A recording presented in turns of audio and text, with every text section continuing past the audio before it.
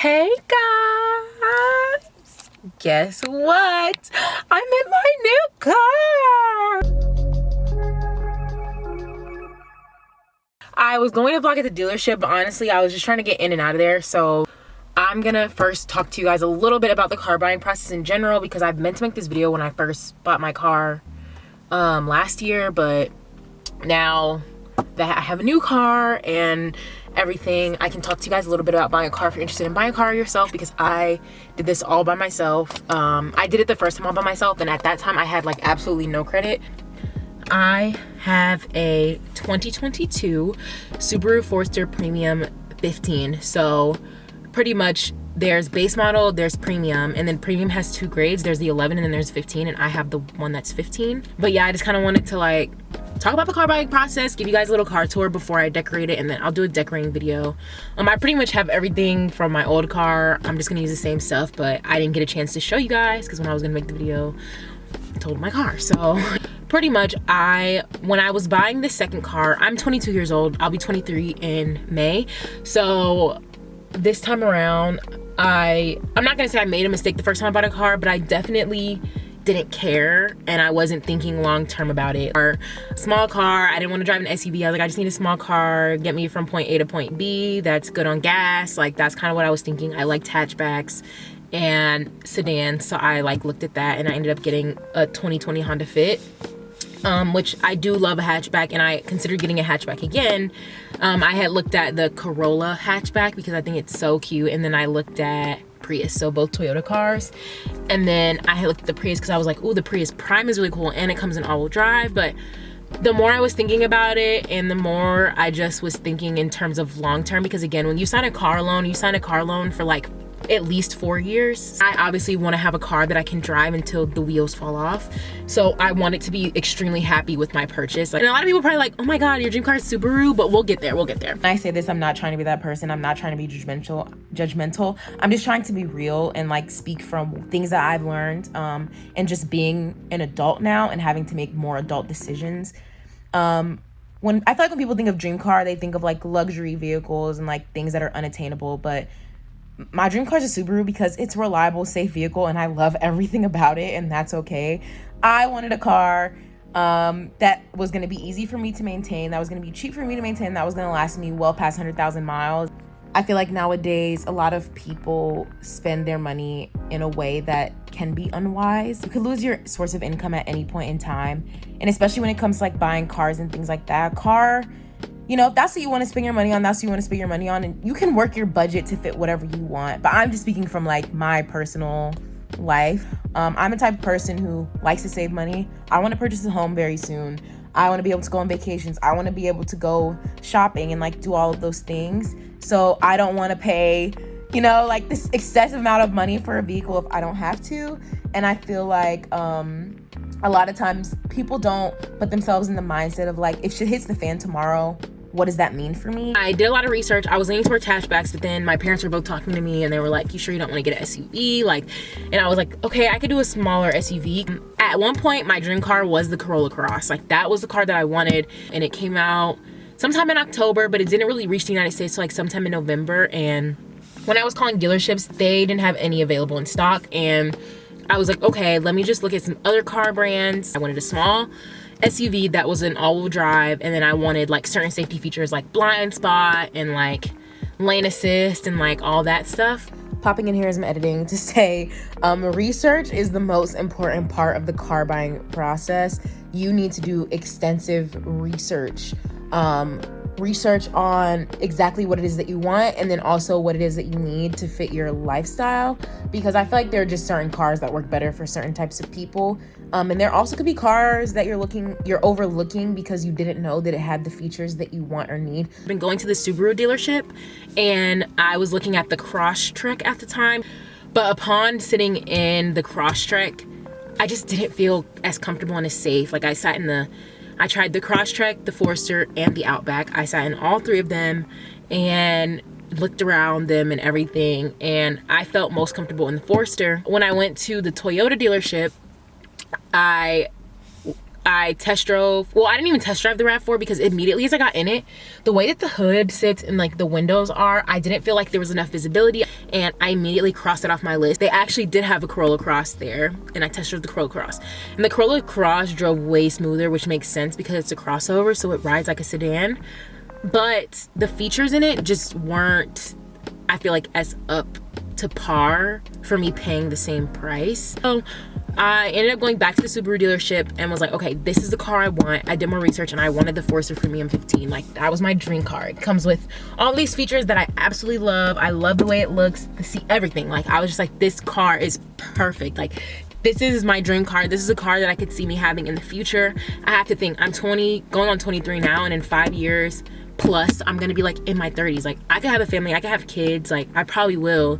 And so I had to think about that. Like, road tripping, my family likes to camp, so I wanted something that could fit all aspects of my lifestyle. When I freelance and do all of my photography and film stuff, I need a lot of space for my equipment. My last option was just to order it and like custom build it how I wanted, but that could have not came until like March. So I was hesitant, and I got lucky because even though the sales guy, which he was great, and I'm really sad that obviously he couldn't get the sale for me, but it was what it was, and he cared more about me getting a car when I wanted a car than him getting a sale. So they tried to trade with another dealership, and because there were people calling and inquiring about the vehicles, they weren't willing to do a trade. He called me and he's like, hey, they do have a green one there, the Premium 15 with the black interior, because that's what I wanted, black interior. It's in a green color. Call right now. So I literally called the guy. I'm trying to buy it basically, and he was like, yeah, let me check to make sure nobody's bought it. So I called my mom about it. I said, hey, this is how much the car price is, the sticker price is. There was no way for me to negotiate because the cars were like selling like hotcakes, y'all. Like, literally minutes, selling in minutes. And there were two other people on the phone asking about the car as well. So I knew that there was no way for me to negotiate this price. So the sticker price was the price. The guy gave it to me with taxes, fees, everything. So I knew the total cost of the car. Checked ahead of time for financing for my bank. So that's something I strongly recommend. After you do all of your research, look at get the actual cost of the car, because the MSRP that they value it for, you have to think there's also going to be handling, do all your tags and everything, and then you obviously are going to pay thousands of dollars in taxes because it's a big purchase. So make sure that like when you're looking online, sometimes that number is not that accurate because dealers have like $600 to like $1,600 in add-ons. Also, do negotiate. I obviously didn't really have that option because I mean, they were just going to be like, there's somebody on the other line willing to pay full price for this. But 9 times out of 10, you're going to be able to negotiate. So make sure that, you know, you are willing to negotiate that price down. You can get the price all the way down. Like, if you're buying a brand new car, you can get the price pretty much down to what the dealer pays for it, especially if they really need a sale. And if you're buying a used car, make sure you're using like sites like Carfax and the Kelley Blue Book to see what the actual value of the car is and get, you know, that knocked down. It's a lot easier to negotiate used cars, especially if when you look over the car you find certain things. You can definitely negotiate that cost down by thousands and thousands. So don't be afraid to negotiate, and don't be afraid to walk away if the price is not looking right for you. So when you're looking at different car models, whether that's the base, then the premium, and then the, oh, look at my nails. I did my nails, by the way. I couldn't decide on colors. I did one blue and one purple, and they have like the sparklies. Yeah. But anyway, okay, at the base, I looked at the Premium 11, I looked at the Premium 15. I knew that I didn't really want to go above that because the Sport is just an aesthetics package, and I'm not a person who cares about looks when it comes to a car. I care about the safety features and the reliability.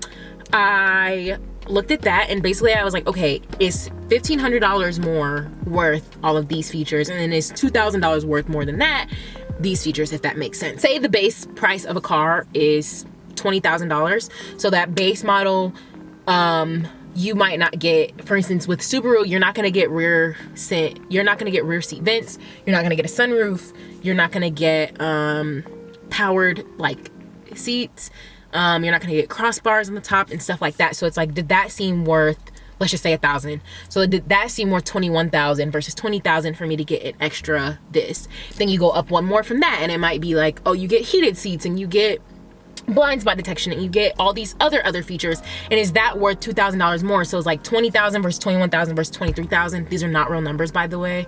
You can look online and like look up the exact numbers, but like, I'm just saying, if it's that much more, is that worth it? Pretty much, I already knew what I was getting into. I already knew the cost of it.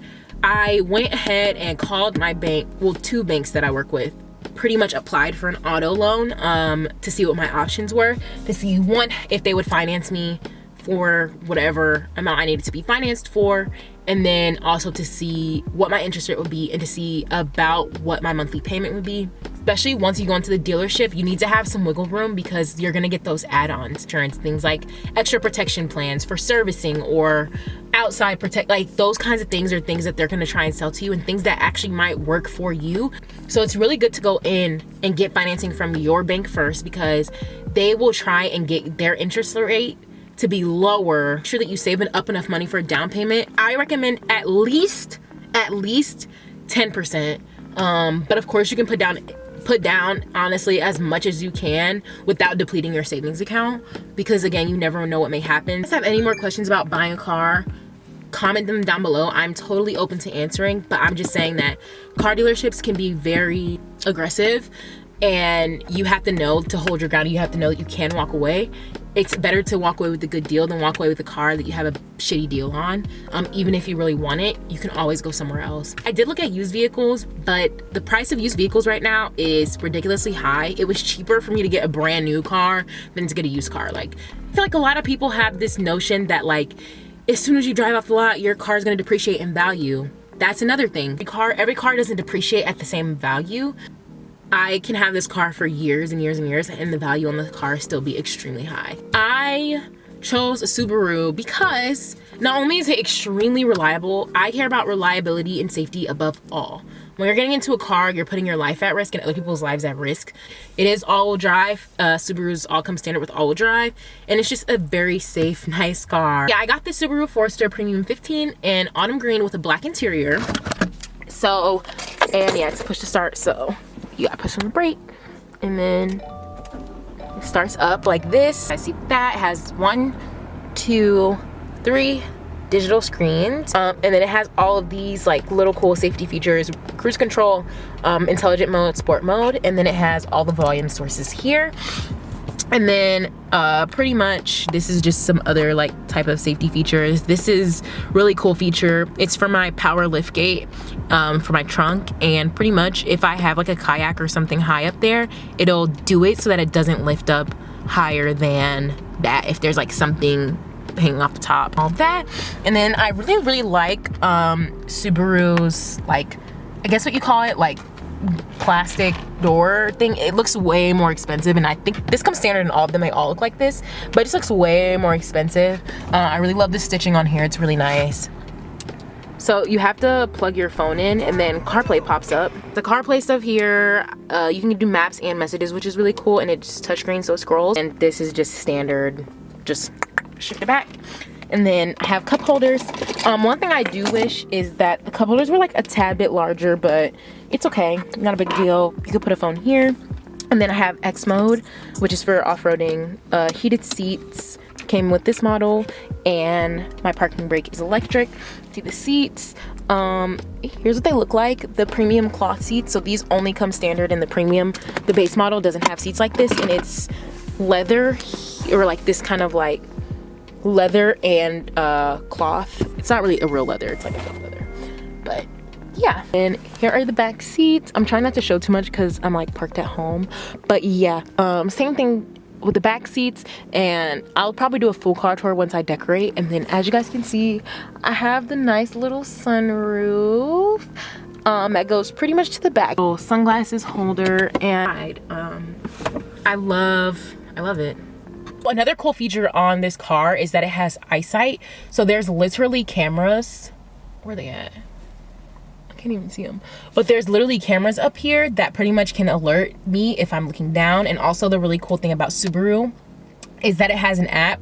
So basically I can start my car from the app. I can check all of the specs, I guess that's what you call it, the specs on the car with an app, with my app. And then also if somebody steals it, I can do interception. I highly recommend looking into a Subaru if you're looking for just like a practical vehicle, whether it's an SUV.